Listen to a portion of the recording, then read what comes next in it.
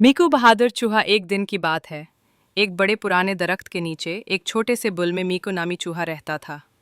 मीकू सब चूहों में सबसे छोटा था, मगर उसका दिल सबसे बड़ा था और उसका ख्वाब भी सबसे बड़ा, बहादुरी का ख्वाब।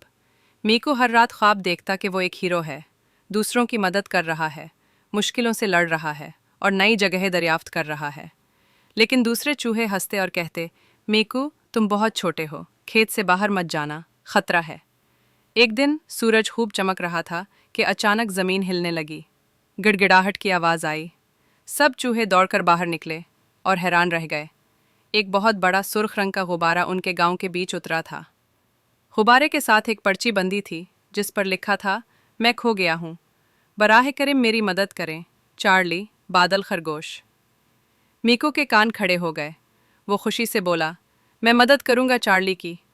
वो गुब्बारे की टोकरी में चढ़ा, सब चूहों को अलविदा कहा और आसमान की तरफ उड़ गया। वो दरख्तों, दरियाओं और पहाड़ों से भी ऊपर गया। रास्ते में परिंदे मिले जिन्होंने रास्ता बताया, और तितलियां मिली जो उसे आसमान में रक्स करती रहीं। आखिरकार वो एक नरम बादल पर पहुंचा जहां चार्ली बैठा था, बहुत उदास और फुला फुला सा। मैं बहुत दूर आ गया हूँ और वापस बादलों के देश नहीं जा पा रहा, चार्ली सिसक कर बोला। मीकू ने मुस्कुराकर कहा, फिक्र न करो, मैं हूं ना। फिर दोनों ने मिलकर काम किया।